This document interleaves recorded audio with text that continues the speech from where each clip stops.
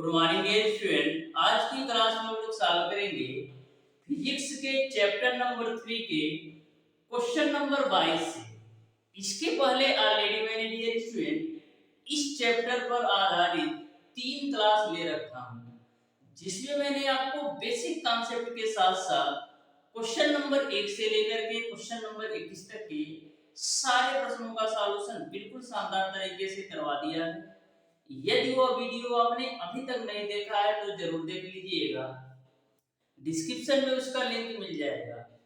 Dear student, इस chapter से आपके आईईआरटी एंट्रेंस एग्जाम में 2 से 3 क्वेश्चन 100% पूछा जाना है, जो कि मैं प्रत्येक क्लास में बताता हूँ। और जो भी आपके 2 से 3 क्वेश्चन पूछे जाने हैं, टोटल क्वेश्चन न्यूमेरिकल टाइप के क्वेश्चन होंगे। और डियर स्टूडेंट, मैं आपको प्रत्येक न्यूमेरिकल के कॉन्सेप्ट इस तरीके से बता दूंगा कि एग्जामिनर कहीं से भी किसी भी प्रकार से इस चैप्टर पर आधारित यदि कोई सा भी न्यूमेरिकल पूछ लेगा, आपसे छूटेगा नहीं, इस बात की गारंटी है। बस हमारी क्लासेस आप बिल्कुल अच्छी तरीके से ध्यान से समझते हुए पढ़ते जाइए। किसी भी क्वेश्चन में किसी भी प्रकार का डाउट और कंफ्यूजन नहीं होगा। बस आप सारी क्लासेस बिल्कुल अच्छी तरीके से समझते हुए चलिए। डियर स्टूडेंट, मैं आपको आईईआरटी एंट्रेंस एग्जाम 2024 के लिए इस तरीके से बिल्कुल फ्री ऑफ कॉस्ट यूट्यूब पर तैयारी कराने वाला हूं कि आपको ऐसा कंटेंट पेड कोर्स में भी नहीं मिलेगा। चाहे आप 1099 का ले लो, चाहे आप 999 का ले लो, या कोई सा भी पेड कोर्स ले लो, जिस तरीके से मैं आपको कॉन्सेप्ट क्लियर करा दूंगा यूट्यूब पर बिल्कुल फ्री ऑफ कॉस्ट, ऐसा आपको पेड कोर्स में भी नहीं मिलेगा। इस बात की मैं आपको गारंटी देता हूँ, क्योंकि डियर स्टूडेंट ऑलरेडी मैंने 2023 में केवल और केवल YouTube के माध्यम से 150 प्लस स्टूडेंट का सिलेक्शन करवाया है आईईआरटी कॉलेज में। अब आप ये सोच रहे होंगे कि 150 स्टूडेंट का सिलेक्शन होना कोई बड़ी बात नहीं है, लेकिन मैं आपको बता दूं डियर स्टूडेंट कि आईईआरटी कॉलेज में जो टोटल सीटों की संख्या है वो आपका केवल और केवल 900 कुछ सीटें हैं। तो 900 कुछ सीटों में 150 प्लस स्टूडेंट का सिलेक्शन केवल और केवल यूट्यूब के माध्यम से कराना अपने आप में बहुत बड़ी बात होती है। और इसमें डियर स्टूडेंट आपको प्रत्येक टाइप के स्टूडेंट मिल जाएंगे। 2 रैंक वाले स्टूडेंट मिल जाएंगे, 5 रैंक वाले मिल जाएंगे, 10 रैंक वाले मिल जाएंगे, 90 रैंक वाले, 100, 200, 150, मतलब हर टाइप के स्टूडेंट आपको देखने को मिलेंगे। कुछ स्टूडेंट का रिजल्ट ऑलरेडी मैंने कम्युनिटी पोस्ट पर डाल रखा है, आप वहां से डाल करके देख सकते हैं कि कितने रैंक पर किस स्टूडेंट को कौन सा ब्रांच मिला। और कुछ स्टूडेंट का इंटरव्यू वीडियो भी पड़ा है, वहां से भी आप देख सकते हो कि किस तरीके से हमको तैयारी करना है, जिससे हमारा 100% सिलेक्शन हो जाए आईईआरटी कॉलेज में। वैसे डियर स्टूडेंट, मैं आपको बता दूं, जिस तरीके से मैं आपको प्रिपरेशन कराता हूं, अभी तक मैंने डियर स्टूडेंट मैथ के 15 चैप्टर बिल्कुल शानदार तरीके से क्लियर करा दिया है। यदि आप मैथ के 15 चैप्टर अच्छी तरीके से पढ़ लेते हो तो 100% गारंटी के साथ मैं कहता हूं डियर स्टूडेंट कि इन 15 चैप्टर से कोई भी क्वेश्चन ऐसा नहीं होगा कि आपसे सॉल्व ना हो। प्रत्येक क्वेश्चन आपका सॉल्व होगा मैक्सिमम 5 से 10 सेकंड में। बस 1 से 2 बार आप अच्छी तरीके से उन मैथ के 15 चैप्टर को आप कवर कर लीजिए, तो 15 चैप्टर से यदि कोई भी क्वेश्चन एग्जामिनर कहीं से भी पूछ लेगा, आपसे छूटेगा नहीं, इस बात की मैं आपको गारंटी दे सकता हूं। तो डियर स्टूडेंट, आइए हम लोग चलते हैं, आज की क्लास को स्टार्ट करते हैं। देखते हैं डियर स्टूडेंट क्वेश्चन नंबर 22 को। तो क्वेश्चन नंबर 22 को आप बिल्कुल ध्यान से समझिएगा। बिल्कुल सिंपल क्वेश्चन होते हैं, बस एक बार अच्छी तरीके से क्वेश्चन को आपको पढ़ लेना है, सारी चीजें आपको समझ में आएंगी। ध्यान से देखिएगा। बोला है एक पिंड स्थिर अवस्था में एक समान त्वरण से चलना प्रारंभ करता है। यदि वह पहले 2 सेकंड में s1 दूरी तथा अगले 2 सेकंड में s2 दूरी तय करता है, तो S1 और S2 के बीच क्या संबंध है ये आपको बताना है। तो बिल्कुल सिंपल और आसान सा क्वेश्चन है, आप ध्यान से देखिए। बोला है कोई पिंड है जो कि पहले 2 सेकंड में S1 दूरी तय करता है और अगले 2 सेकंड में S2 दूरी तय करता है, तो आपको S1 और S2 के बीच क्या संबंध है ये आपको बताना है। तो सबसे पहले डियर स्टूडेंट हम लोग करते क्या है, प्रथम 2 सेकंड में चली गई दूरी निकाल लेते हैं। क्या करेंगे, प्रथम 2 सेकंड में चली गई दूरी निकाल लेते हैं।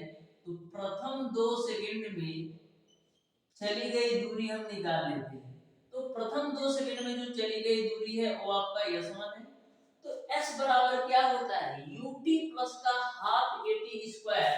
तो S1 बराबर क्या हो जाएगा, ut प्लस का हाफ at स्क्वायर। ठीक है यहाँ तक।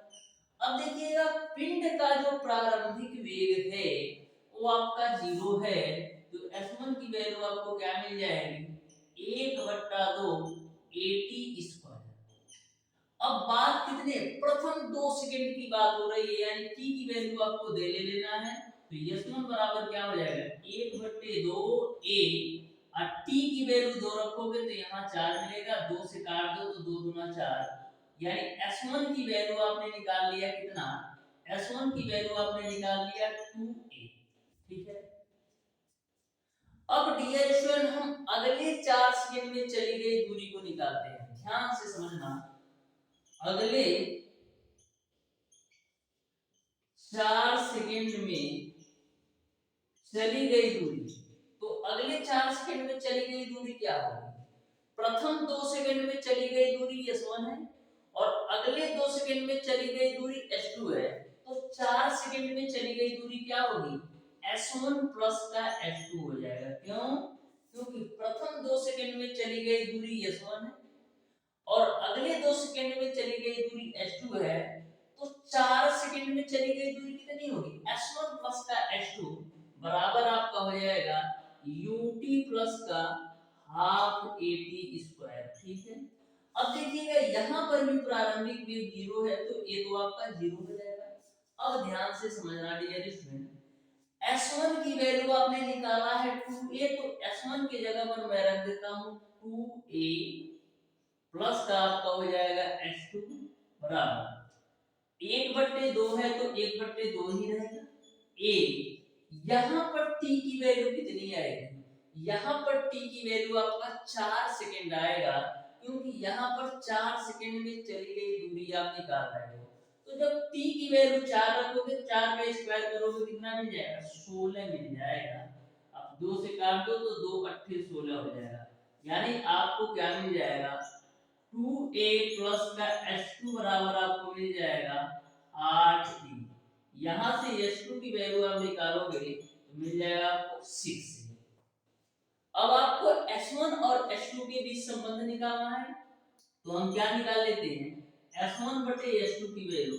तो S1 की वैल्यू आपने निकाला है कितना, 2a, तो लो जी भैया 2a, और S2 की वैल्यू आपने निकाला है 6a। हाई a से a खुपचे में चला जाएगा, तो यहां से S1 की वैल्यू क्या आएगी, यहां से S1 की वैल्यू आ जाएगी आपका 2 से भी काट दो 2 3 6। ठीक है, 2 से भी मैंने काट दिया, 2 3 6। अब देखना, अब यहाँ पर क्या मिलेगा, S2 बराबर 3S1 मिल जाएगा। यहाँ से आपको मिल जाएगा S2 बराबर 3S1। मैंने क्या किया, क्रॉस मल्टीप्लाई किया, तो S2 बराबर हमको 3S1 मिल जाएगा। इस तरीके से S1 और S2 में जो संबंध होगा वो आपका S2 बराबर 3S1 होगा। यानी क्वेश्चन नंबर 22 का डियर स्टूडेंट आपका कौन सा ऑप्शन सही होगा, क्वेश्चन नंबर 22 का डियर स्टूडेंट आपका ऑप्शन नंबर सी सही हो जाएगा। Option number C will be the right answer for question number 22। तो देख सकते हैं कितना सिंपल और आसान क्वेश्चन था। बस बिल्कुल कॉन्सेप्ट के साथ आपको सारे क्वेश्चन को समझना है। अब देखिएगा डियर स्टूडेंट क्वेश्चन नंबर 23 को, जो कि बिल्कुल सिंपल और आसान एक ही क्वेश्चन है, बस ध्यान से समझते जाओ डियर स्टूडेंट। प्रत्येक क्वेश्चन को मैं आपको इस तरीके से सॉल्व करवा दूंगा कि आपको किसी भी प्रकार का डाउट और कंफ्यूजन रहेगा किसी भी क्वेश्चन को सॉल्व करने में। बस ध्यान से आप प्रत्येक क्वेश्चन के कॉन्सेप्ट को समझो भी। तो क्वेश्चन नंबर 23 आपका है, एक इलेक्ट्रॉन 5 गुणे 10⁴ मीटर प्रति सेकंड के वेग से गतिशील है। विद्युत क्षेत्र में प्रवेश करने पर 1 गुणे 10⁻15 मीटर प्रति सेकंड स्क्वायर का त्वरण प्राप्त कर लेता है। इलेक्ट्रॉन का प्रारंभिक वेग का दोगुना हो जाएगा, यानी कि इलेक्ट्रॉन के प्रारंभिक वेग का दोगुना वेग हो जाएगा, कितना समय लगेगा ये आपको बताना है। यानी कि प्रारंभिक वेग का दोगुना वेग होने में कितना समय लगेगा ये आपको बताना है। तो बिल्कुल सिंपल सा एक क्वेश्चन है, आप ध्यान से समझिएगा डियर स्टूडेंट, आपको बिल्कुल सिंपल तरीके से समझ में आएगा। सबसे पहले आपको कौन कौन सी वैल्यू दे रखा है, प्रारंभिक वेग दे रखा है 5 गुणे 10⁴, यानी u की वैल्यू आपको दे रखा है 5 गुणे 10⁴ मीटर प्रति सेकंड, ठीक है। त्वरण आपको दे रखा है 1 गुणे 10⁻15, यानी a की वैल्यू आपको दे रखा है 1 गुणे 10⁻15 मीटर प्रति सेकंड स्क्वायर, ठीक है। बोला है यदि हम इलेक्ट्रॉन के प्रारंभिक वेग को दोगुना कर दे तो कितना समय लगेगा ये आपको बताना है। तो देखो प्रारंभिक वेग 5 गुणे 10⁴ है, इसका आप दोगुना कर दो तो v की वैल्यू क्या निकल के आएगी, v की वैल्यू क्या होगी, प्रारंभिक वेग का दोगुना। तो प्रारंभिक वेग आपका 5 गुणे 10⁴ है, इसी का आप दोगुना कर दो तो v की वैल्यू आपको क्या मिल जाएगी, 10 गुणे 10⁴ मीटर प्रति सेकंड मिल जाएगी कि नहीं। अब आपको यही बताना है कि यदि हम वेग को प्रारंभिक वेग का दोगुना कर देते हैं तो कितना समय लगेगा ये आपको बताना है। तो बिल्कुल आप सिंपल तरीके से ध्यान से समझिएगा डियर स्टूडेंट, आपको क्या पता है, गति का पहला नियम पता है, v बराबर आपका होता है u प्लस का at। तो v की वैल्यू आपका है 10 गुणे 10⁴, u की वैल्यू आपका है 5 गुणे 10⁴ प्लस का a की वैल्यू दे रखा है ना, तो a की वैल्यू यहाँ पर हम रख देते हैं। तो a की वैल्यू आपको दे रखा है 1 गुणे 10⁻15 और इनटू का t, ठीक है।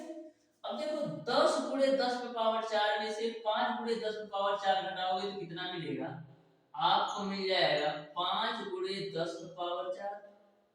10 गुणे 10⁴ में से 5 गुणे 10⁴ घटाया तो 5 गुणे 10⁴ मिलेगा बराबर 10⁻15 इनटू का t, ठीक है। अब t की वैल्यू आप सिंपल तरीके से निकाल लो तो t बराबर क्या मिल जाएगा, 5 गुणे 10⁴, 5 गुणे 10⁴ बटेगा 10⁻15। तो t की वैल्यू आपको क्या मिल जाएगी, 5 गुणे 10⁻⁴ में, और जब 10⁻15 ऊपर जाएगा तो 10⁻⁻15 होगा। अब 10⁻⁻15 में से 10⁻⁴ घटाओगे तो 10⁻⁻11 हो जाएगा। इस तरीके से 5 गुणे 10⁻⁻11 सेकंड लगेगा प्रारंभिक वेग को दोगुना करने में। इस तरीके से क्वेश्चन नंबर 23 का ऑप्शन नंबर ए सही हो जाएगा। तो देख लो डियर कितना सिंपल और आसान क्वेश्चन। बस आप बेसिक कॉन्सेप्ट से सारे क्वेश्चन के सॉल्यूशन को समझो, किसी भी प्रकार का डाउट और कंफ्यूजन नहीं होगा। ऐसे ही क्वेश्चन आपके एग्जाम में पूछे जाते हैं। जो स्टूडेंट इसी ही क्वेश्चन को यदि नहीं पढ़ा रहेगा तो क्वेश्चन को देखते ही वो छोड़कर आगे बढ़ जाएगा, लेकिन आपको छोड़ना नहीं है, क्योंकि आप देख ही रहे हैं कितना सिंपल और आसान सा क्वेश्चन है। बस आप अच्छी तरीके से समझते जाओ, किसी भी क्वेश्चन में डियर स्टूडेंट आपको डाउट और कंफ्यूजन नहीं होगा। देखिएगा डियर स्टूडेंट क्वेश्चन नंबर 24 को भी, जो कि बिल्कुल सरल और आसान क्वेश्चन ये भी है, क्वेश्चन नंबर 24 भी। तो क्वेश्चन नंबर 24 आपका है डियर स्टूडेंट, 20 मीटर ऊंचाई से दो गेंदें 1 सेकंड के अंतराल पर छोड़ी जाती हैं।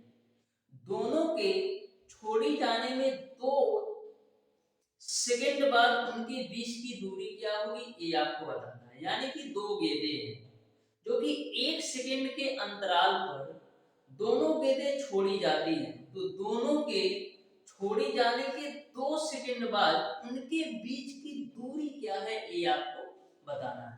तो ध्यान से देखना क्वेश्चन नंबर 24 को। ठीक है, सबसे पहले हम क्या करेंगे, सबसे पहले डियर स्टूडेंट मैं मान लेता हूं कि पहले गेंद द्वारा, मैं मान लेता हूं कि प्रथम गेंद द्वारा जो तय की गई दूरी है वो आपका S1 है और दूसरी गेंद द्वारा जो तय की गई दूरी है वो मैं मान लूंगा S2 है। ठीक है, इसी कॉन्सेप्ट पर हम सॉल्व करेंगे और दोनों के बीच जो समय में अंतर है वो आपका 1 सेकेंड का है। तो सबसे पहले हम प्रथम गेंद द्वारा तय की गई दूरी निकाल लेते हैं। तो प्रथम गेंद द्वारा तय की गई दूरी क्या होगा, S1 बराबर आपका हो जाएगा UT प्लस का हाफ A T1 का स्क्वायर। T1 क्या है, S1 दूरी तय करने में लगा समय है। ठीक है, तो S1 बराबर प्रारंभिक वेग 0 है तो ये तो पूरा 0 हो जाएगा, हाफ A।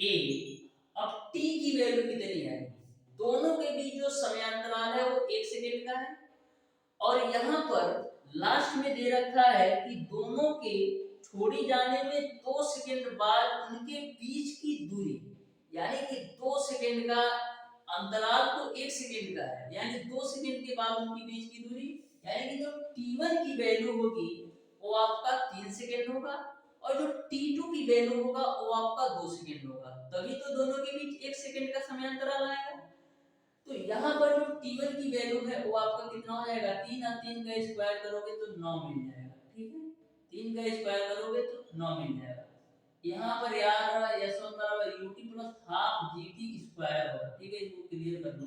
ठीक है, हाफ GT स्क्वायर यानी S1 की वैल्यू आपको मिल जाएगी 9G डिवाइडेड बाय 2। ठीक, अब हम S2 की वैल्यू निकालते हैं। तो S2 बराबर क्या हो जाएगा, UT प्लस का हाफ G T2 का स्क्वायर। अब T2 की वैल्यू कितना दे रखा है, T2 की वैल्यू आपको 2 सेकेंड दे रखा है क्योंकि छोड़ी जाने में 2 सेकेंड बाद उनके बीच की दूरी, यानी कि जो आपका दूसरी गेंद है उसमें जो समय का मान है वो आपका 2 सेकेंड है, यानी कि S2 दूरी तय करने में जो लगा समय है वो आपका 2 सेकेंड है।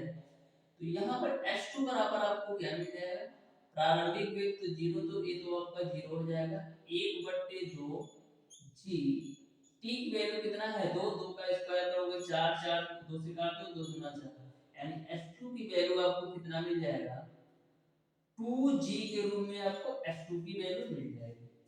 अब आपको बताना है उनके बीच की दूरी क्या है, यानी S1 और S2 के बीच की दूरी क्या है ये आपको बताना है। इसको भी हम काट देते हैं तो कितना मिल जाएगा 4.5G यानी कि 4.5G। अब दोनों के बीच की दूरी निकाल लेते हैं, यानी S1 माइनस का हम S2 की वैल्यू निकाल लेते हैं। तो S1 की वैल्यू है आपका 4.5G और S2 की वैल्यू आपका है 2G, तो ये आपको मिल जाएगा 2.5G, तो 2.5 और G की वैल्यू आप रख दो 9.8। बताओ कितना होगा, बता दो कितना होगा। देखो 25/200 होता है, हासिल बचेगा 20। अब 25 नमा 225 और 225 में 20 जोड़ोगे कितना होगा 245। कितने अंक पे दशमलव लगेगा, एक यहाँ एक यहाँ, यानी 2 अंक पे दशमलव, तो 24.50 मिल जाएगा। कितना मिलेगा 24.550 जो है दोनों के बीच की दूरी होगी, यानी कि दोनों के गेंदों के बीच की दूरी 24.5 मीटर होगा। इस तरीके से क्वेश्चन नंबर 24 का डियर स्टूडेंट, क्वेश्चन नंबर 24 का डियर स्टूडेंट आपका ऑप्शन नंबर ए सही हो जाएगा। यह भी क्वेश्चन आपका बिल्कुल सिंपल और आसान सा क्वेश्चन था। देखिएगा डियर स्टूडेंट क्वेश्चन नंबर 25 को भी, जो कि बिल्कुल सिंपल क्वेश्चन है, बिल्कुल सिंपल क्वेश्चन है, बस आपको 4 लाइन लिख करके गुमराह किया है। बिल्कुल सिंपल क्वेश्चन है क्वेश्चन नंबर 25, बस आपको 3-4 लाइनों में लिख दिया जिससे आप देखते ही क्वेश्चन को छोड़कर भाग जाते। लेकिन क्वेश्चन जो है ना बिल्कुल सिंपल क्वेश्चन है, आप ध्यान से देखिएगा 25 नंबर को। बोला है एक हवाई जहाज उत्तर पश्चिम दिशा में 80 किलोमीटर प्रति घंटे की वेग से उड़ रहा है और वायु 60 किलोमीटर प्रति घंटे की वेग से उत्तर पूर्व दिशा में उड़ रहा है, तो जहाज की वास्तविक गति क्या है ये आपको बताना है।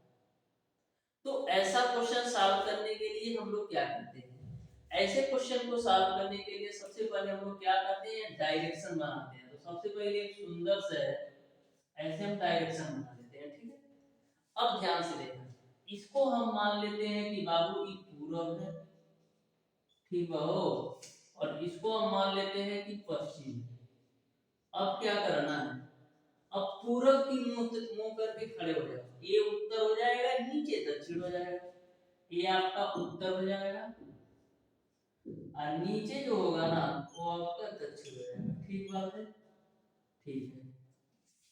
अब देखो ध्यान से, अब क्वेश्चन को देखो, बोला है उत्तर पश्चिम दिशा में 80 किलोमीटर प्रति घंटा। तो उत्तर पश्चिम दिशा, तो उत्तर पश्चिम कौन सा है, उत्तर पश्चिम है ये तो आई, उत्तर पश्चिम दिशा में 80 किलोमीटर प्रति घंटे की चाल से।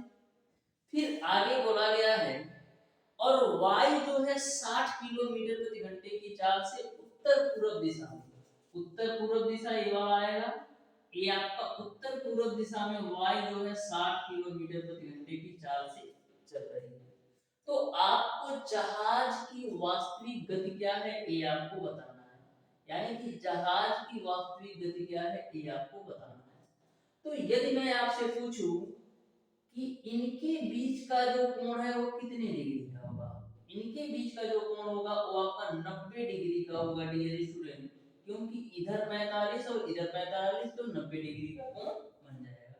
तो ऐसे कंडीशन में यह वाली जो वैल्यू होगी वो आपका लंब का काम करेगा और यह वाली जो वैल्यू होगी वो आपका आधार का काम करेगा। मान लेते हैं ए है, ए बी है और ए सी है, यानी बी से सी तक की यदि मैं चाल निकाल लूं, यानी कि इसकी चाल यदि मैं निकाल लूं तो हमको हवाई जहाज की वास्तविक चाल निकल जाएगी। तो यह बी से सी तक का चाल कैसे निकाल सकते हो, यदि यह लंब है, यह आधार है, तो यह क्या काम करेगा, कोण का। तो क्या मिल जाएगा आपको, आपको मिल जाएगा BC का स्क्वायर बराबर हम क्या लिख सकते हैं, AB का स्क्वायर प्लस का AC का स्क्वायर। क्या होता है, कोण का स्क्वायर बराबर लंब का स्क्वायर प्लस का आधार का स्क्वायर। तो AB की वैल्यू 80 है, 80 का स्क्वायर करोगे तो 6400 यहां से मिल जाएगा। अब AC की वैल्यू 60 है, 60 का स्क्वायर करोगे तो 3600 यहां से मिल जाएगा। तो 36 और 6400 कितना हो जाएगा, 10000, यानी कि BC के स्क्वायर की वैल्यू 10000 मिल गई। तो BC की वैल्यू कितना मिल जाएगी, 100 किलोमीटर प्रति आवर, यानी कि जहाजिया की जो वास्तविक चाल है वो आपका 100 किलोमीटर प्रति आवर है। इस तरीके से डियर स्टूडेंट क्वेश्चन नंबर 25 का ऑप्शन नंबर सी सही हो जाएगा। तो देख रहे हैं ना कितना सिंपल क्वेश्चन है, बस आपको दो लाइनों में लिख करके भड़काया है। देखिएगा डियर स्टूडेंट क्वेश्चन नंबर 26 को भी बिल्कुल सेम कॉन्सेप्ट पर क्वेश्चन नंबर 26 भी है, आप ध्यान से समझिएगा तो यह भी क्वेश्चन आपको समझ में आएगा। एक बार मैं आपको बता दूं डियर स्टूडेंट, कभी भी आप किसी भी क्वेश्चन को पढ़िए ना तो बिल्कुल आप ध्यान से पढ़िए, क्योंकि एक एक वर्ड से आपका क्वेश्चन पूरी तरह से गलत हो जाता है। एक एक वर्ड को यदि आप ध्यान नहीं रखते हो ना तो आपका पूरी तरह से क्वेश्चन गलत हो जाता है। जैसे आपका क्वेश्चन नंबर 26 है, मैं आपको बताता हूँ। बोला है एक जहाज पूरब की ओर 12 किलोमीटर प्रति घंटे की गति से 1 घंटे तक चलता है, ठीक है, तथा ठीक दक्षिण की ओर मुड़ जाता है तथा इस ओर 1 घंटे तक 5 किलोमीटर प्रति घंटे की चाल से चलता है। इस काल के लिए जहाज का औसत वेग क्या होगा ये आपको बताना है। तो यहाँ पर ध्यान आपको ये रखना है कि यहाँ पर आपको औसत वेग की बात की गई है। किसकी बात की गई है, औसत वेग की बात की गई है। तो औसत वेग बराबर क्या होता है, औसत वेग बराबर आपका होता है कुल विस्थापन बटे कुल समय। तो यदि आप औसत चाल पर इस क्वेश्चन को सॉल्व करोगे तो पूरी तरह से गलत होगा। इसीलिए मैंने बोला है कि किसी भी क्वेश्चन को आप पढ़िए तो बिल्कुल ध्यान से उसके प्रत्येक वर्ड को पढ़िए। यहाँ पर औसत वेग की बात की गई है। तो आइए सबसे पहले हम लोग क्या करेंगे, ऐसे क्वेश्चनों को जिसमें पूर्व पश्चिम की बात करें ना, तो ऐसे क्वेश्चनों में हम लोग क्या करते हैं, सबसे पहले हम डायरेक्शन बना लेते हैं यानी दिशा बना लेते हैं। हम दिशा कैसे बनाएंगे, इस तरीके से बनाएंगे, इसको मान लो पूरब है और इसको मान लो आप पश्चिम है, ठीक है।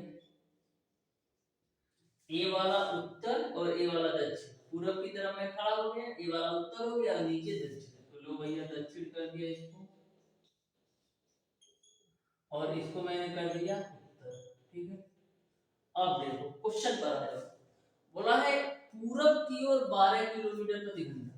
पूरब किधर है, पूरब इधर है, तो पूरब की ओर जो है ये 12 किलोमीटर प्रति घंटा, ठीक है। उसके बाद बोलता है तथा ठीक दक्षिण की ओर मुड़ जाता है तथा इस ओर 1 घंटे तक 5 किलोमीटर प्रति घंटा। पहले 12 किलोमीटर प्रति घंटा से 1 घंटे चलता है पूरब की ओर, फिर ठीक दक्षिण की तरफ मुड़ जाता है और इधर जो है 5 किलोमीटर प्रति घंटा से 1 घंटे चलता है। तो लो भैया 5 किलोमीटर, अच्छे से लिख देते हैं नहीं, 5 किलोमीटर प्रति घंटा दक्षिण की ओर, 5 किलोमीटर प्रति घंटा दक्षिण की ओर चलता है। तो आपको औसत वेग बताना है, ठीक है। तो औसत वेग ज्ञात करने के लिए आपको क्या पता होना चाहिए, औसत वेग बराबर आपका होता है कुल विस्थापन बटे कुल समय।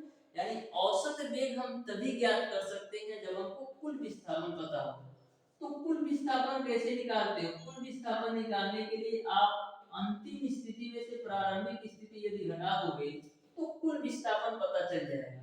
इसको मान लो ए, इसको मान लो बी, इसको मान लो सी। यानी कि यदि हम ए और सी के बीच की दूरी निकाल लो, यानी कि अंतिम स्थिति माइनस प्रारंभिक स्थिति यानी हई दूरियां हम निकाल ले ए से सी तक की, तो हमको कुल विस्थापन पता चल जाएगा। अब देखो ये 12 कौन सी है, 12 ए वाली वैल्यू है, इसको आप ध्यान में रखिएगा। अच्छा मैं करता हूँ इसको ऊपर ही लिख देता हूँ, नहीं तो तुम लोग भी कंफ्यूज हो जाओगे, क्योंकि 12 किलोमीटर प्रति घंटा जो है 1 घंटा पूरब की ओर चला है, अब 5 किलोमीटर प्रति घंटा से दक्षिण की ओर 1 ही घंटा चला है, ठीक है।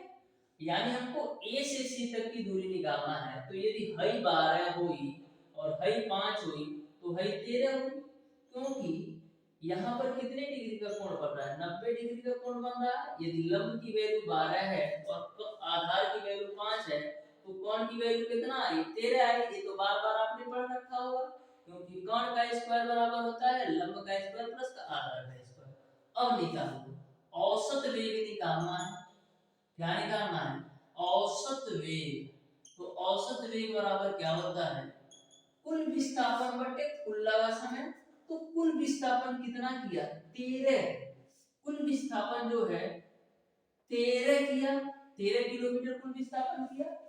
और यहाँ पर यार ये दूरी है यार, दूरी है, ठीक है ठीक है, इसको आप 12 किलोमीटर प्रति घंटा से 1 घंटे चलता है, यानी कि 1 घंटा में 12 किलोमीटर पूरब की ओर तय किया होगा और 1 घंटा में 5 किलोमीटर दक्षिण की तरफ तय किया होगा।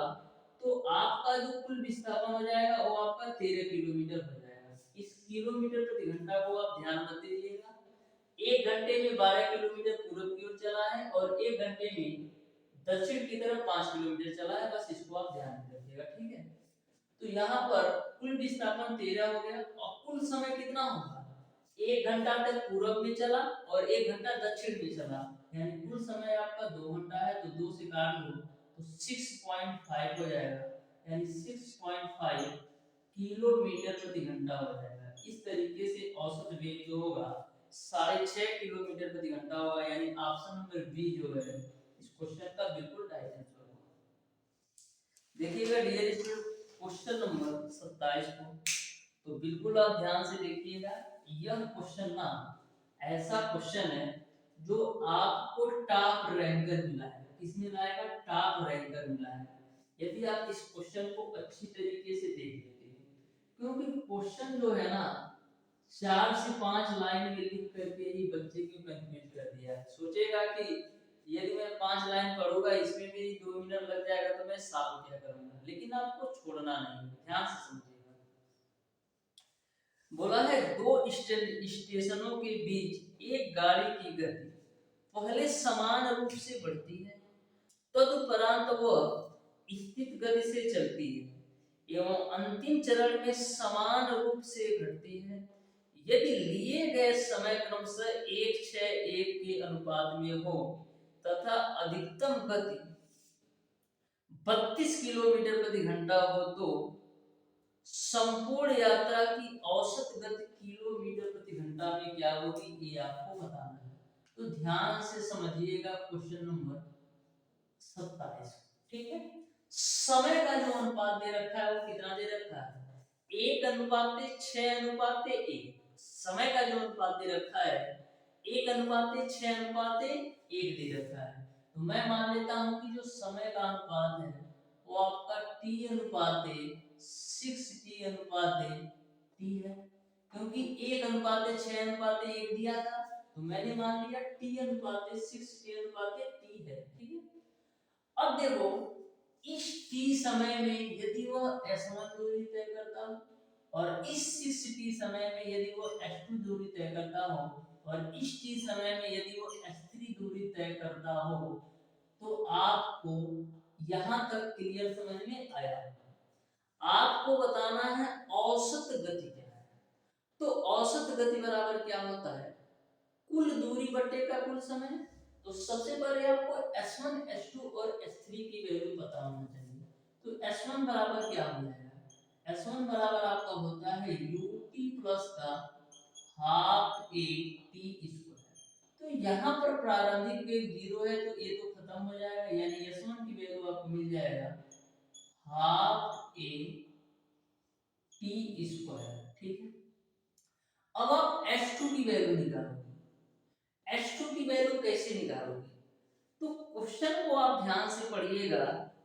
क्वेश्चन में ऐसा बोला गया समान रूप से बढ़ती है, तदुपरांत वो स्थिर गति से चलती है एवं अंतिम चरण में समान रूप से घटती है। यानी कि पहले समान रूप से बढ़ती है, फिर स्थिति उसकी समान हो जाती है, फिर उसके बाद से समान रूप से घटती जाती है। यहाँ पर जो अधिकतम गति होगी वो कब होगी? पहले धीरे धीरे धीरे धीरे बढ़ाती है अपनी गति को, फिर उसके बाद कुछ समय बाद अपनी गति को धीरे धीरे घटाती है। यानी कि जो बीच वाली गति होगी, यानी कि जो 6T समय लिया होगा दूरी तय करने में, यहाँ पर कहीं ना कहीं इसका वेग अधिकतम होगा और अधिकतम वेग आपको दे रखा है 32 किलोमीटर प्रति घंटा। ठीक है, तो दूरी बराबर क्या होता है? 4 गुणे समय। दूरी बराबर क्या होता है? 4 गुणे समय होता है। तो सबसे पहले हम लोग क्या करते हैं, दूरी बराबर आपका 4 गुणे समय होता है, यानी हमको 4 की वैल्यू कहीं ना कहीं पता होना चाहिए। तो सबसे पहले S2 की वैल्यू निकालने से पहले हम 4 निकाल लेते हैं। तो V बराबर क्या होता है? U प्लस का AT। ठीक है, अब U की वैल्यू 0 तो A तो खत्म, तो V बराबर आपको क्या मिलेगा? T केवल A T केवल, तो ये आपका AT आ जाएगा। अब यहाँ पर देखो दूरी बराबर क्या होता है? 4 गुणे समय। तो 4 कितना है? 4 आपका है 80 होगा। अब समय की वैल्यू रख तो 60। ठीक है यहाँ तक, ठीक है ना? ध्यान से समझिएगा। v बराबर u प्लस 80, तो u की वैल्यू 0, यानी a इंटू t होगा तो 80 मिल गया, यानी v बराबर आपको 80 मिल गया। अब दूरी बराबर क्या होता है? दूरी बराबर क्या होता है? 4 गुणे समय। तो 4 की वैल्यू 80 मैंने रख दिया और समय की वैल्यू मैंने 60 रख दिया, तो यहाँ पर आपको मिल जाएगा 680 स्क्वायर। ये आपके S2 की वैल्यू आपका हो गई। अब आप S3 की वैल्यू भी निकालो। यहाँ पर आप AT की वैल्यू भी रख सकते हो। AT की वैल्यू आपको दे रखा है 32 किलोमीटर प्रति आवर, क्योंकि चार्ज कितना है? 32 किलोमीटर प्रति आवर। तो V बराबर AT या AT बराबर 32 किलोमीटर प्रति आवर। S3 की वैल्यू कितनी आएगी? S3 की वैल्यू आपका भी 1/2 AT स्क्वायर होगा। क्यों? क्योंकि हम क्या लिखते हैं, यस बराबर ut plus half AT square. तो जब प्रारंभिक वेग 0 होगा तो u2 की वैल्यू पूरी 0, तो मिल जाएगा हाफ AT स्क्वायर। अब आप आसानी से औसत वेग को निकाल सकते हो, औसत गति को निकाल सकते हो। तो औसत गति बराबर क्या होता है, कुल दूरी बटे का कुल समय। तो कुल दूरी क्या होगा, s1 plus s2 plus s3। तो s1 की वैल्यू 1/2 AT स्क्वायर प्लस का s2 की वैल्यू कितना आपने निकाला 6 AT square, 6 AT square plus का s3 की वैल्यू आपने निकाला 1/2 AT स्क्वायर। ठीक है, बटेगा टोटल टाइम कितना होगा 8t। टोटल टाइम कितना होगा 8t। देखो t और 6t 7t, 7t में एक t जोड़ोगे तो 8t। तो फाइनल जोड़ लो 1/2 1/2 AT स्क्वायर, 1 AT स्क्वायर और 1 AT स्क्वायर में 6 AT स्क्वायर जोड़ोगे तो 7 AT स्क्वायर आपका हो जाएगा, बटेगा 8t। t से t खोपचे में तो यहाँ पर मिल जाएगा 7/8। और AT की वैल्यू कितना है, AT की वैल्यू 32 के बराबर है, तो यहाँ पर रख दो 32। 8 से काटोगे 4 बार में तो कितना मिल जाएगा 7 चौक 28 किलोमीटर प्रति घंटा। इस तरीके से जो औसत गति होगी वो आपका 28 किलोमीटर प्रति घंटा हो जाएगा। यानी क्वेश्चन नंबर 27 का कौन सा ऑप्शन सही होगा, क्वेश्चन नंबर 27 का ऑप्शन नंबर सी सही हो जाएगा। क्वेश्चन थोड़ा सा लेते हैं, लेकिन ऐसे ही क्वेश्चन आपको टॉप 100 रैंक के अंदर लाते हैं, इस बात को ध्यान में रखिएगा। देखिएगा डियर स्टूडेंट क्वेश्चन नंबर 28, तो बिल्कुल आप ध्यान से देखिएगा डियर स्टूडेंट क्वेश्चन नंबर 28 को, जो कि बिल्कुल सिंपल और आसान सा ये भी क्वेश्चन है। आप ध्यान से डियर स्टूडेंट प्रत्येक क्वेश्चन के कॉन्सेप्ट को समझो, आपको किसी भी प्रकार का डाउट और कंफ्यूजन नहीं होगा। क्वेश्चन नंबर 28 आपका है, दे रखा है 43.2 किलोमीटर प्रति घंटे की गति से चलती हुई मोटर पर इस प्रकार ब्रेक लगाए जाते हैं कि इसकी गति का मंदन 60 सेंटीमीटर प्रति सेकंड स्क्वायर की दर से हो। विरामावस्था में जाने से पहले कार द्वारा तय की गई दूरी क्या है, ये आपको बताना है। यानी कि विरामावस्था में जाने से पहले कार द्वारा तय की गई दूरी क्या होगी, ये आपको बताना है। तो सबसे पहले हम क्या करते हैं, सारी वैल्यूज को ना हम मीटर प्रति सेकंड में कर लेते हैं, सारी वैल्यू को मीटर प्रति सेकंड में कर लेते हैं। तो यहाँ पर 43.2 किलोमीटर प्रति घंटे की गति से चलती हुई, यानी कि 43.2 किलोमीटर प्रति घंटे की गति से चलती हुई गाड़ी की बात कर रही है। तो सबसे पहले हम लोग क्या करेंगे, 43.2 किलोमीटर प्रति घंटे को हम लोग मीटर प्रति सेकंड में चेंज कर लेते हैं। अब आप सोच रहे होंगे कि 43.2 किलोमीटर यह आपका v की वैल्यू है या u की वैल्यू। तो मैं आपको बता दूं यह u की वैल्यू, क्योंकि यहाँ पर ऑलरेडी दिख रखा है मोटर का ब्रेक लगाने पर, यानी कि 43.2 किलोमीटर प्रति घंटे की गति से चलती हुई, यानी प्रारंभिक वेग 43.2 किलोमीटर। अब बात आती है अंतिम वेग क्या होगा, तो अंतिम वेग आपका 0 होगा, क्योंकि यहाँ पर बोला है विरामावस्था से जाने से पहले। तो यदि आपकी कोई भी गतिशील वस्तु विरामावस्था में जाती है, यानी कि अंत में जाकर रुक जाती है, तो वहां पर आपका v की वैल्यू 0 होता है। तो सबसे पहले u की वैल्यू आपका 43.2 किलोमीटर प्रति घंटा है ना, इसको मीटर प्रति सेकंड में चेंज करेंगे। तो मीटर प्रति सेकंड में चेंज करने के लिए क्या करेंगे, 5/18 से गुणा, 18 से काटो, 18 गुना 36 और 18 चौक 72। तो यहाँ पर u की वैल्यू कितना मिल जाएगी, 2.4 गुणे 5 करो तो 5 चौक 20, 5 गुना 10 2 12, यानी कि 12 मीटर प्रति सेकंड आपको मिल जाएगा u की वैल्यू। v की वैल्यू आपका 0 होगा, क्योंकि लास्ट में वो रुक जाती है, विरामावस्था में आ जाती है। ठीक है, तो आपको यहाँ पर एक जो वैल्यू दे रखा है, त्वरण का मान दे रखा है 60 सेंटीमीटर प्रति सेकंड स्क्वायर। तो 60 सेंटीमीटर प्रति सेकंड स्क्वायर को भी हम मीटर प्रति सेकंड स्क्वायर में कर लेते हैं, लेकिन मंदन हो रहा है। मंदन की कंडीशन में क्या होता है, जो त्वरण ए की वैल्यू होती है वो निगेटिव होती है, माइनस का 60 सेंटीमीटर पर सेकंड स्क्वायर, क्योंकि मंदन होता है। तो मंदन की कंडीशन में जो त्वरण की वैल्यू होती है वो आपका निगेटिव होता है, ठीक है। तो माइनस का 60। अब देखो 1 मीटर में कितना सेंटीमीटर होता है, 1 मीटर में डियर स्टूडेंट आपका 100 सेंटीमीटर होता है, ठीक है। तो 1 सेंटीमीटर में कितना होगा, 1 सेंटीमीटर में 1/100 मीटर होगा। यदि यदि हमें सेंटीमीटर को मीटर में चेंज करना चाहूँ, यदि मैं सेंटीमीटर को मीटर में चेंज करना चाहूँ तो क्या करना पड़ेगा, इसमें हमको 1/100 से भाग देना पड़ेगा, तो हमारा मीटर प्रति सेकंड स्क्वायर में वैल्यू आएगी। तो यहाँ से आपको मिल जाएगा माइनस का 0.6 मीटर पर सेकंड स्क्वायर। अब आप क्वेश्चन को सॉल्व कर लो।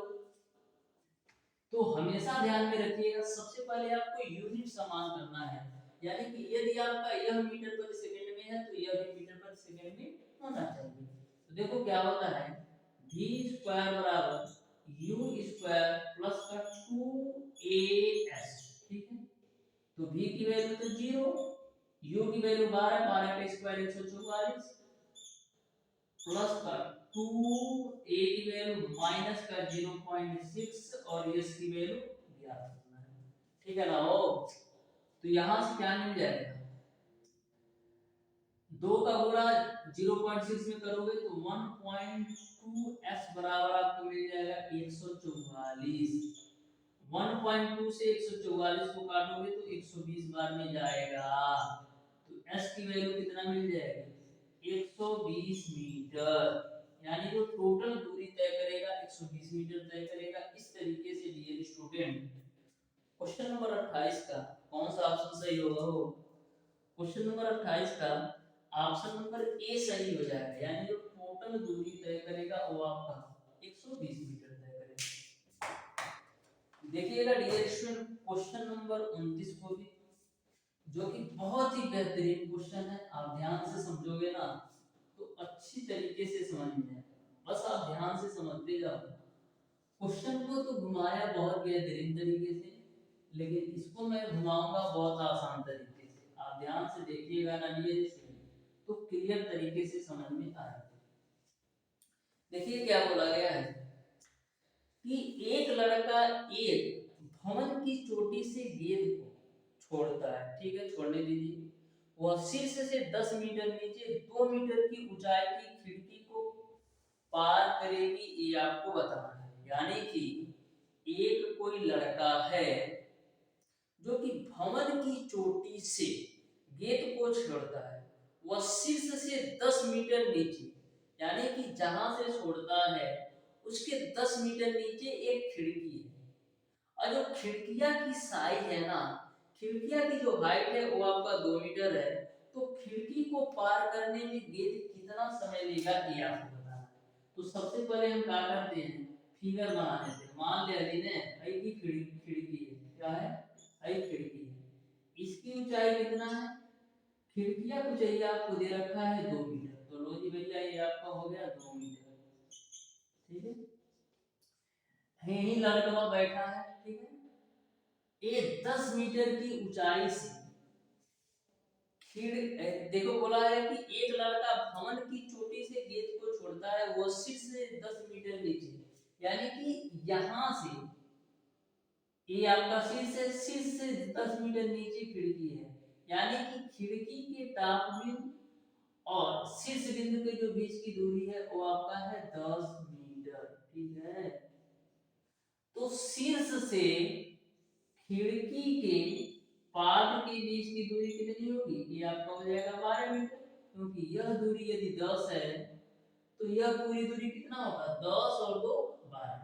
तो आपको यह बताना है कि खिड़की को ऊंचाई को पार करने में कितना समय लेगा, यानी कि हाइट गेदवा जो है इस खिड़की की ऊंचाई को पार करने में कितना समय लेगा ये आपको बताना है। तो आप कैसे निकालोगे, तो आपको निकालने के लिए करना क्या होगा, सबसे पहले आपको इस 12 सेकंड में तय की गई दूरी में लगा समय में से 10 सेकंड में जो तय की गई दूरी में लगा समय को घटाना पड़ेगा। यानी कि आपको इस 12 मीटर की दूरी में जितना समय लगता है उस समय में से इस 10 मीटर की दूरी करने में जितना समय लगता है उस समय को घटाएंगे, तभी तो आपको पता चलेगा कि इस खिड़की को पार करने में कितना समय लेगा। तो ध्यान से देखना। अब आ जाओ क्वेश्चन।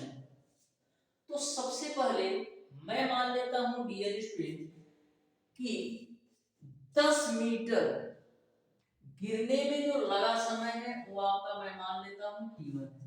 यानी कि गेंद को इस 10 मीटर नीचे गिरने में जो लगा समय है वो आपको मैं मान लेता हूं कि कितना है, t1 है। तो 10 मीटर नीचे गिरने में जो लगा समय है वो मैं मान लेता हूं t1। अब मैं मान लेता हूं कि यह 12 मीटर नीचे गिरने में जो लगा समय है, 12 मीटर नीचे गिरने में जो लगा समय है वो मैं मान लेता हूं t2। ठीक है ना। वो आपको बताना है कि इस खिड़की को पार करने में कितना समय लगेगा। तो क्या करेंगे, इस t2 में से यदि मैं t1 को घटा दूंगा, क्या करूंगा मैं, t2 में से यदि मैं t1 को घटा दूंगा तो हमको पता चल जाएगा कि इस 2 मीटर की खिड़की को पार करने में कितना समय लगेगा। तो सबसे पहले आपको क्या पता है, आपको पता है h बराबर ut प्लस का हाफ, क्या हाफ, ut प्लस का half gt square, ut plus का हाफ gt स्क्वायर। ठीक है।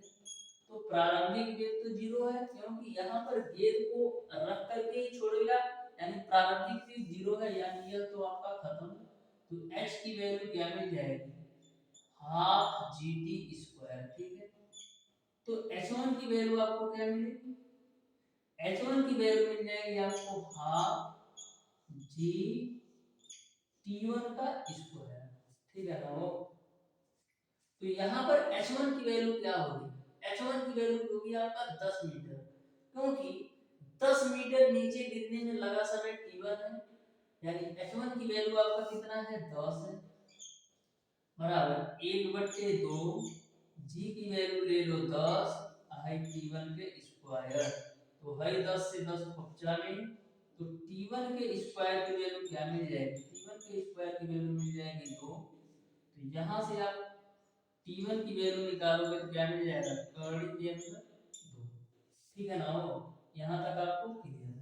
अब आगे अब हम निकाल लेते हैं h2 की वैल्यू। h2 की वैल्यू क्या होगी, इस 12 मीटर की दूरी जो होगी वो आपका h2 की वैल्यू होगी। तो h2 बराबर क्या हो जाएगा, h2 भी बराबर आपका हो जाएगा 1/g t2 का स्क्वायर। ठीक है।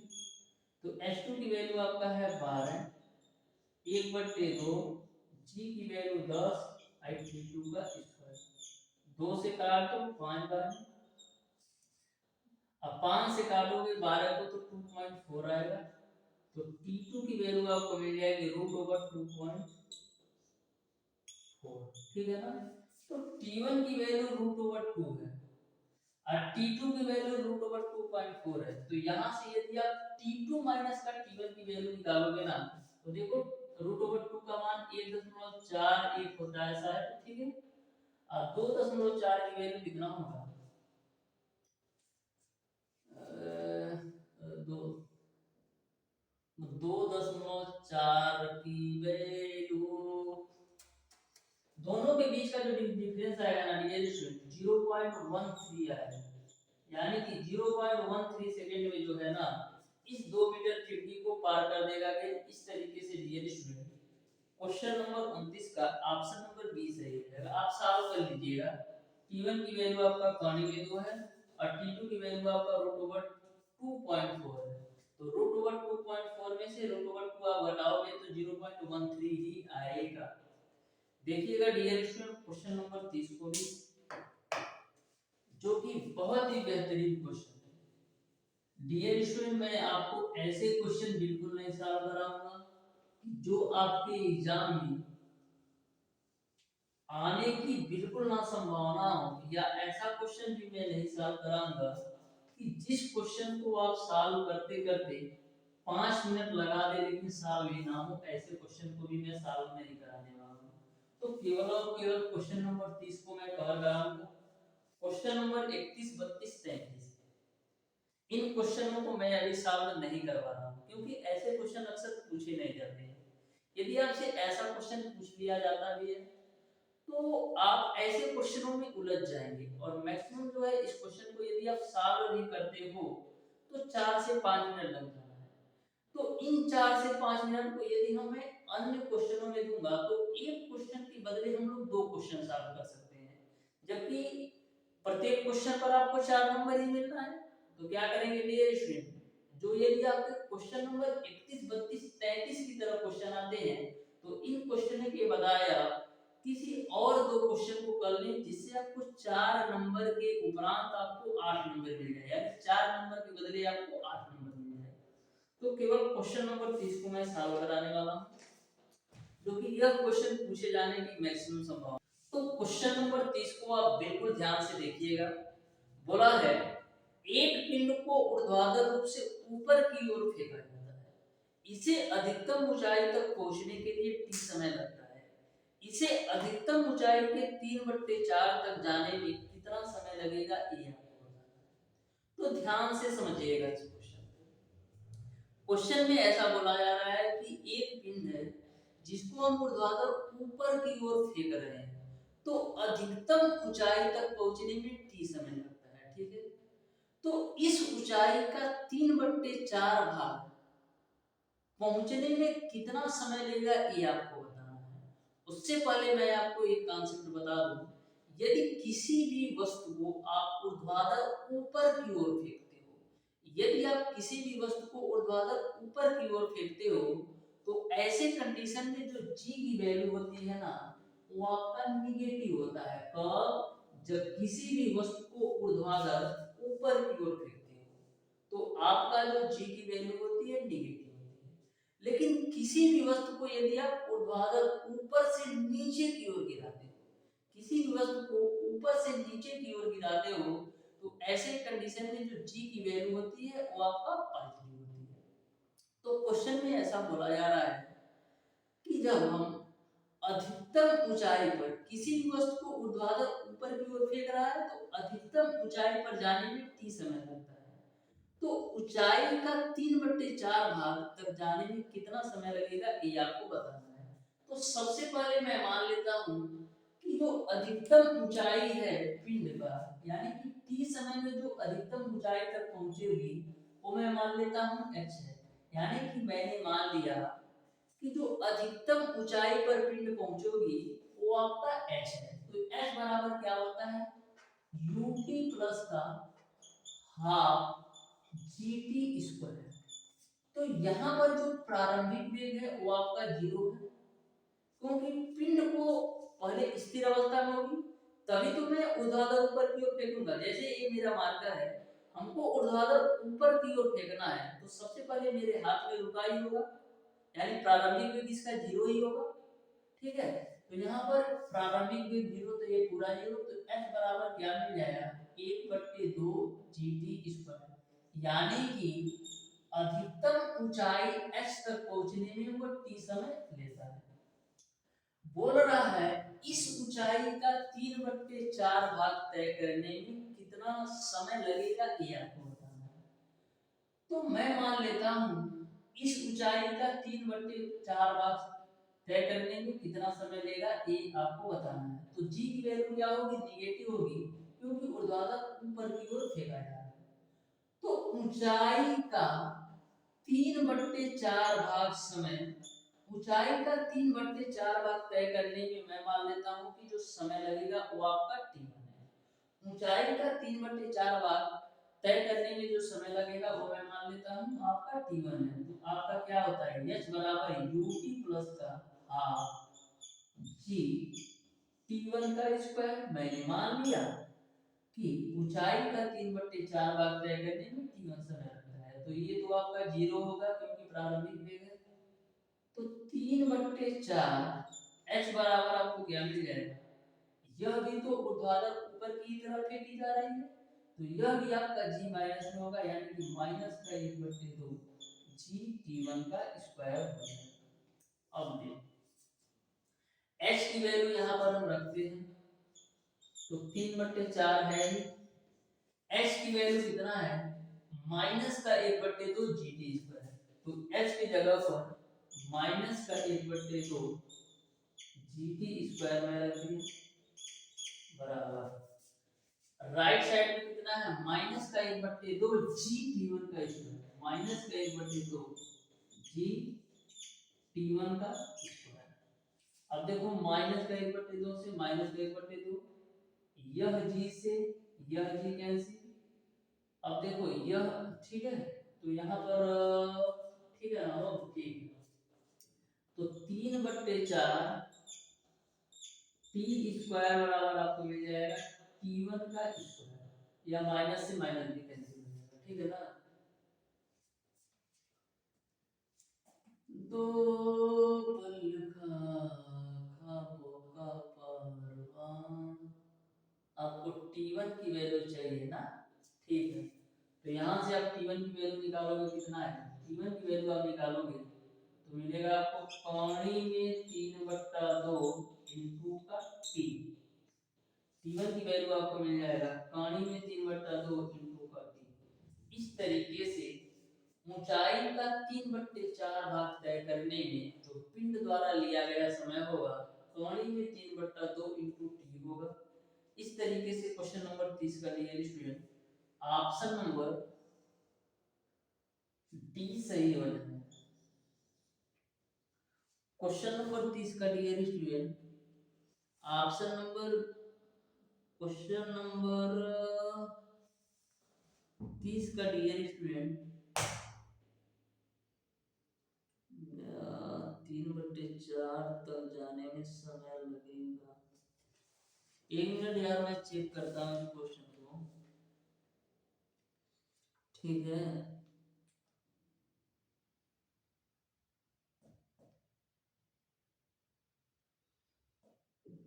यार कैसे कैसे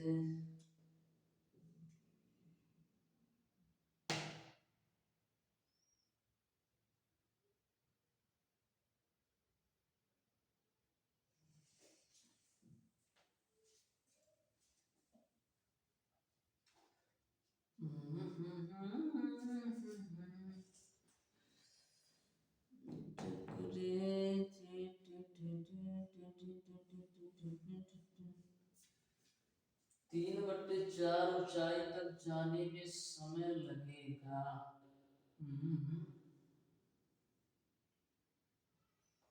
क्वेश्चन तो बिल्कुल मैं सही सही किया यार, माइनस से माइनस 1/2 से 1/2, जी से जी काट दिया, 3/4 टी स्क्वायर बराबर t1 का स्क्वायर, तो t1 की वैल्यू आपका पानी में 3/2 टी होगा। इस तरीके से डियर स्टूडेंट आपका question number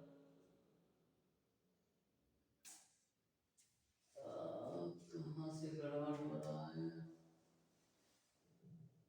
1/2 G T square.